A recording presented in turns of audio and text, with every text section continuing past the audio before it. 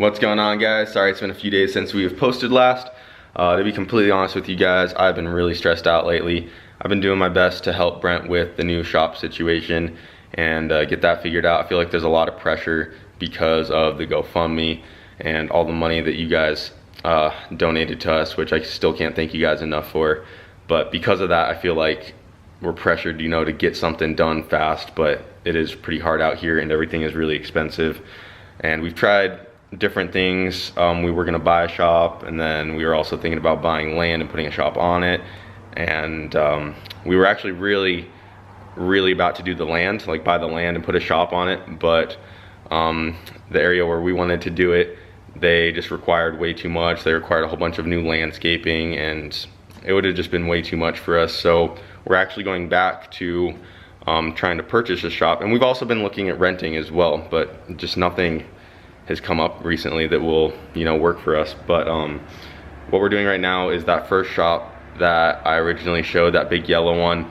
Originally it went under contract right when it was pretty much posted. It went under contract when we were looking at it, and we're like, well, that kind of, there goes that, because someone else is gonna buy it.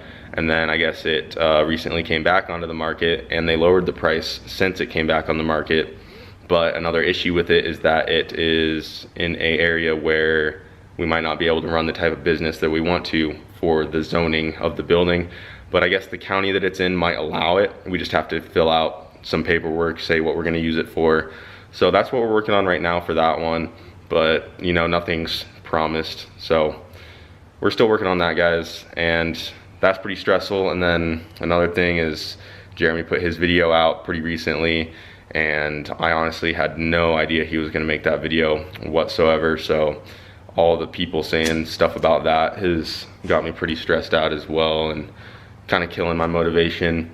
Honestly, when he left, he told me he was moving out because his girlfriend got done with college, which is up by my house, and she moved back down to Denver. And he called me the day he left without warning. He's like, yeah, I left.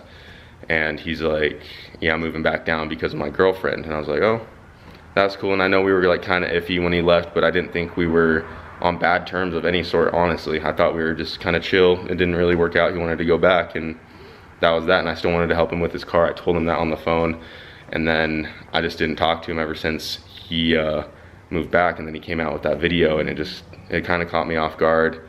So I don't know why he needed to make the divide that he did between us. I thought we were cool, but I don't know, I guess he felt a little differently about it. I mean, and I didn't want to make another video responding to that, because I wanted to keep the drama off the channel.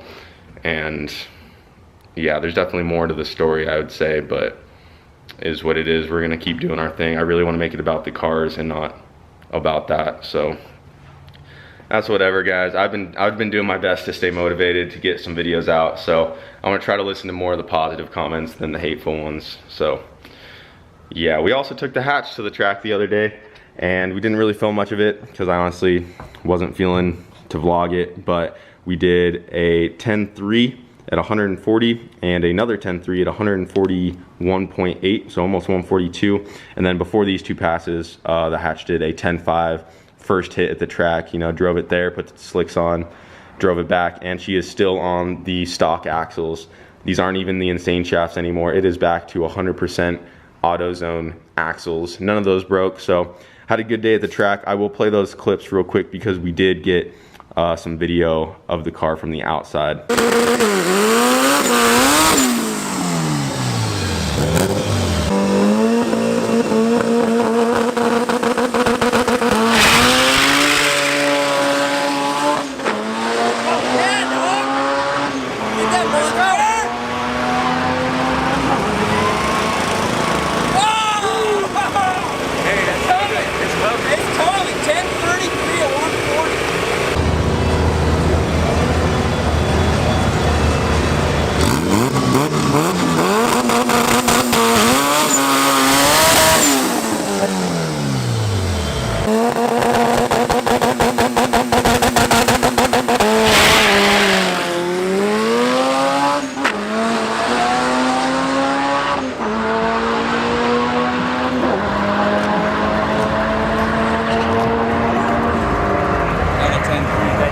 right in first gear. You heard it bog down for a second.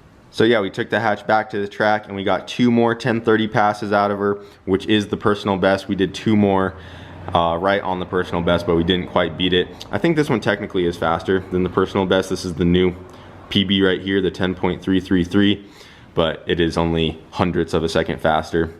But yeah, we got 2 more passes. I think this one right here could have been a deeper 10, like a 10.1 to 10.2. Don't think it could have been a 9 just yet, but on this one, if you look here, we did a 1.6 60 foot, which is the first time I've done a 1.6 in a while up here.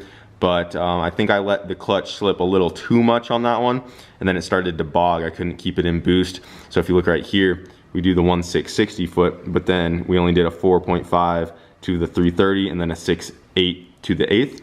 On this one, we did a 1.7 60 foot, a little bit slower, but we did a faster 330, a 4.4, and a faster 8th, which is a 6.7, which overall made it just barely faster than this one, and this one had a higher trap.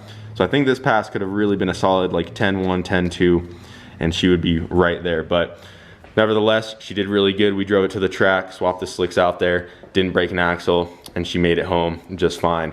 And if you guys remember, now she is completely on AutoZone axles. There is no more insane shafts in this car. It is 100% super cheap stock axles out of a GSR, and they have been doing all right so far. And I know I do need to upgrade the axles on this thing soon, but I've been just really wanting to get it in the 9s on this setup, just to show that it can be done, you know, like show that you don't need the best parts to have a 9-second car. I mean, it's proven to go low 10s pretty consistently now, but I wanted to get it in the 9s. That was like my last little goal before I really started putting nicer quality parts into the hatch, because you know that is kind of the point of the channel, is that we were making stuff work with budget parts, and I still wanted to keep the channel related to that. But depending on how things go, we might end up building a different motor for the hatch, putting some better parts in there, and that might be one of the better passes we ever got on this setup. We'll see though. I think I'm gonna leave it on this same setup for H-Day. We're gonna try to make it out there, and maybe we'll run a 9-second pass down there. I think I'm just gonna leave it on the stock axles and see what happens.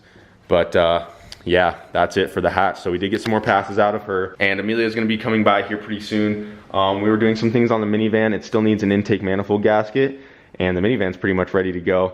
But for right now, we are going to pull the minivan out, and we're gonna be pulling Wago in. And we're actually gonna pull the single cam out of Wago and begin working on the K-swap for it. So once he gets over here, we'll get started on that. So Amelia just got here, went ahead and got Wago pulled in, and we pulled the hood off, and we're just gonna go ahead and dive right into it. We're gonna get the motor pulled out, and then once we get the motor out, I think for today, we're just gonna work on getting the engine bay ready for the K-swap. I would like to scuff everything up and give it a quick little respray. I'm just gonna go over to the auto parts store or over to a local Napa and have them mix up a paint match can. And I want to clean up all this stuff right here. This is where the old battery tray used to be. So this got really rusty right there from all the acid. So I wanna completely sand all that off. And then we also need to cut this mount off over here for the K-swap. So all that stuff will be happening once we get the motor out first. And then, yeah, we'll just go from there. We're gonna go ahead and tear right into it.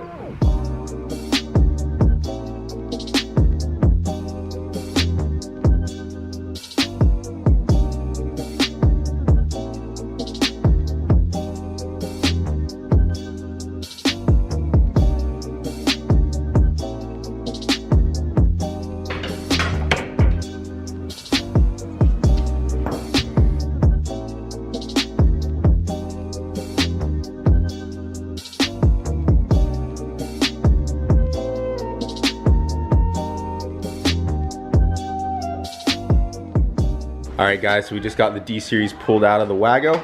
Didn't take us too long at all.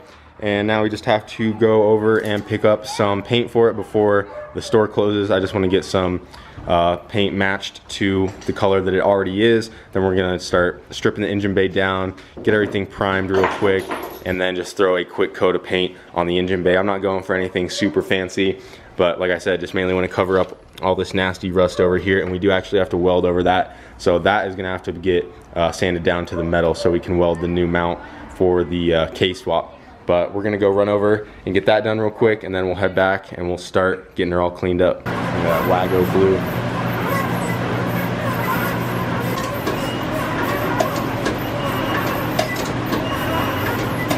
Had to stop for some Chiba Hut real quick. Still no meat? Not this time. Not this time? Meat, but not on the vegan diet anymore. Now it's part-time. Part-timer.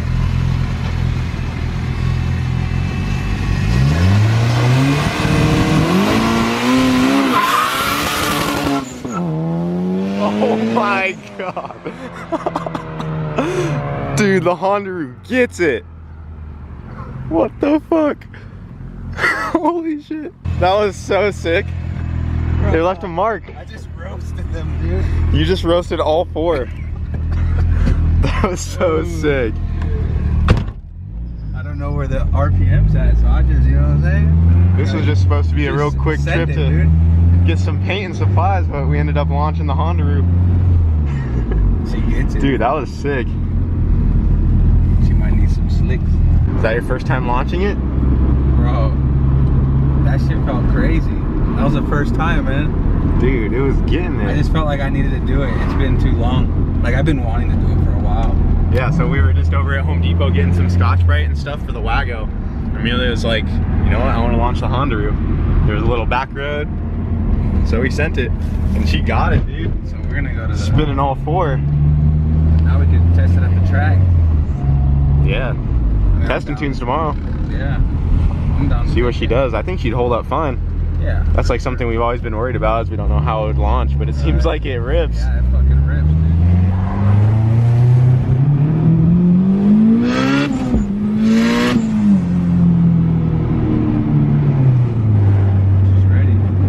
So we just got back. We went and picked up some things to get the engine bay sanded down. We went and got some paint, and then we also launched the Honda for the first time.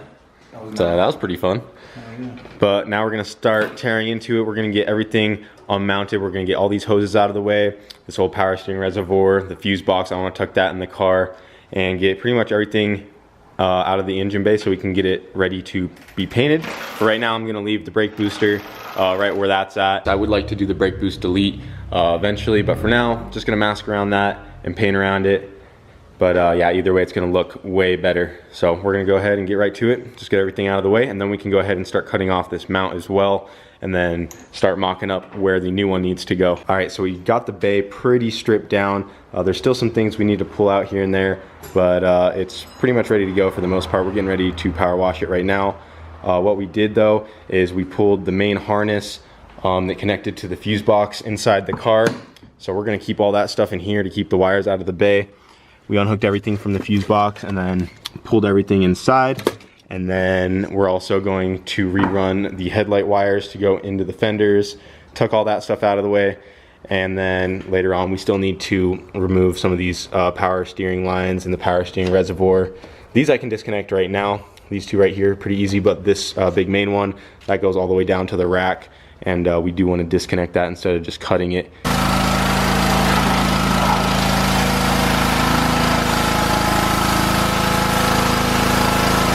So we just got the engine bay all power washed out. She's looking much better, but Amelia's getting out of here for right now. But I'm gonna stay up for a bit and go ahead and get this mount cut off. And I'm gonna start sanding off all of this right here and at least get the new mount bolted up, because where's that at? It's right over here.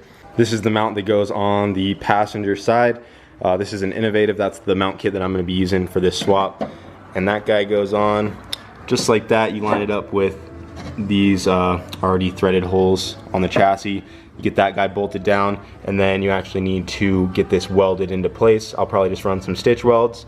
Not sure if I'll get that far on it tonight, but I'll at least have everything sanded down and prepped. I mean, I might as well just get it welded tonight, so I'll probably get this guy welded on and then call it for tonight. So tomorrow the track. For the Honda? Yeah, I'm gonna launch it. I mean, we don't have two-step set up yet, but I don't know. I just want to see what it does now. I think I could just maybe rev it to like 62 or something and just let it eat, see what happens. I'm hoping for like a low 12 or something. Yeah, that'd be pretty cool. Find out. See if those mounts hold up on the track. Yeah, so tomorrow's a big day for Honda. First time launching it at the track. We know it holds up on the street. I've been to the track a couple of times now, but I haven't even I haven't even, well, we did rolls, but that's about it. We didn't get to launch it, so I'm pretty excited about that. That will be coming for tomorrow's video. Tomorrow, yep. Track day. Hell yeah. Yeah, I'm gonna go ahead and get this mount broke off real quick.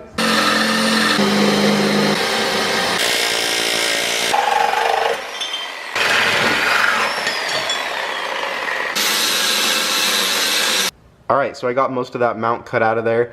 There's still a little bit left that I need to grind down right here and this little piece up there. That's kind of hard to get to, but it took a lot longer than I thought to get that out. I guess my drill bits are pretty dull because they did not want to go through the spot welds at all. I thought that was going to be a lot easier than it was. I was just planning on drilling out all the spot welds and then using my air hammer and pop it right off, just like how I've done many other brackets in the past, but that thing was on there really good. So I ended up just cutting off the main pieces with the Sawzall and then taking the angle grinder and then just grinding as deep as I could into those spot welds and then air hammering as much off as I could, and then I just continued grinding from there, and this is where we're at. Still not quite all the way there, but it is very close to being done. I also went ahead and cleaned up a little bit of this. It still needs a little bit more work, but once that's all cleaned up, we can weld this guy on just like that. And I'm gonna wait on it for tonight since that took me so much longer than I thought.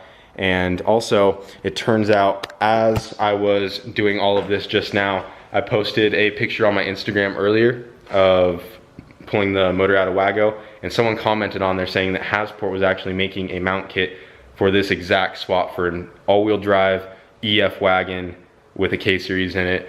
They literally just posted a picture today of them working on it. The mounts are not yet done, but that would have been cool to know about, or it would have been cool if they had those done a little bit sooner before I started this swap. So to my knowledge, no one else makes mounts to do this exact swap, and I had seen some really old forums that I was kind of going off of, and they used the innovative mounts on the forum that I saw, and they used the passenger one over here and the driver's side one just fine, but they had to make a custom one on the back because the K all-wheel drive transmission is a little bit different from the K-Series front-wheel drive transmission, so you can't just use all the mounts to drop it right in. But that's what I was planning, so another reason why I might wait on that mount, I might talk to them and see how long it'll actually be until they get that done. But since I planned on fabbing up that stuff myself, fabbing up a new rear mount anyways, I'll probably just go ahead and use the innovative mounts that I bought and just go ahead and get it in there, because they might still be out on that for a few weeks or months, I'm not sure, or they could have it out in the next few days. I'm honestly not sure where they're at on it. I am still waiting on the transmission as well. That is on its way. It should be here, I believe, Friday. So once we get that in, we'll start putting the motor together. It just needs a head gasket, then I'm gonna compression check it, the one that we got over from Hayden's friend. Then we'll get that thrown together. Another reason I was really excited to do this swap is because I've seen a lot of comments in the past saying that we should do an all-wheel drive Civic build, and a lot of you guys are actually saying I should make the hatch all-wheel drive, which would be sick, but I plan on keeping the hatch front-wheel drive, at least for now. And I have always wanted to take advantage of the Wago van's four-wheel drive system, because you know, a lot of these guys will throw the stuff from the Wago vans into an EG hatch or whatever it may be. But I was thinking, why has no one just left everything in the Wago van and just made a badass Wago? I know it is a 4-door and it is kind of boxy and maybe a little bit heavier than like a 2-door hatch would be, but I still thought it would be so sick to leave it all in the Wago and do K all-wheel drive on one and just make one an absolute monster. I don't plan on going crazy with Wago right away. I'd like to make 500 to 600 horse on the stock motor all-wheel drive. The K-Series should do that no issues at all. But maybe in the future we'll pull it back out, build it, put a bigger fuel system in it, and turn her up, try to make like over 800 all-wheel. I think that would be absolutely insane. I also know a good amount of you guys are gonna be upset that we pulled the D series out of Wago, since it was our only single cam build on the channel, and this is a motor a lot of you guys could relate to, since pretty much every Civic has one of these in it if it is stock. But for what I wanted to do, I just didn't think the single cam was really up for the challenge. This motor right here, I could probably turn up to 400, maybe 500. That'd be really pushing it. It is just a very cheap Vitara eBay rod setup. And for what I wanted to do, I just wouldn't trust it at that power, whereas the K-Series, I would trust that to make 5, even maybe 600 all day with a bone stock motor. They are just such a better design. And as the OG subscribers would know, I've rebuilt this thing a couple times in the past. This motor actually is fine right now. It's running great, but I've always been a little worried to take it on a long road trip. I just have always had trust issues with this thing ever since the first built motor took a crap on me, and then the second one took a crap on me, and it was always because of my own fault. I didn't clean the motor out well enough after each rebuild. There was always still some more metal shavings in a spot I didn't find. But this motor, I completely cleaned it out. It has the nitrated crank, and I've had no issues with it at all. I really did want to try to turn it up and just kind of send it and see what it would do, take it down the track, but I just never got around to doing it, and I've just been slowly wanting to do the K-swap more and more. And these last couple weeks, I ended up pulling the trigger on the build, ordered some mounts, ordered some more parts. So here we are. She is gonna have a K-Series very soon, and I will be much more comfortable with the K-Series and Wago. I will definitely trust that. I've always wanted to be dailying my Wago again, but ever since I turboed that single cam, I could just never bring myself to hop in the Wago every day because I felt like it was just a matter of time before that motor would start knocking again. But this one, like I said, it's doing good, and a lot of people have actually been messaging me about it. A lot of people want to buy the whole motor. I've had people saying they want to buy my turbo kit that I made for it, the manifold and all that stuff, but I plan on hanging on to everything because I thought it might be pretty cool if I got another four-wheel drive wagon in the future.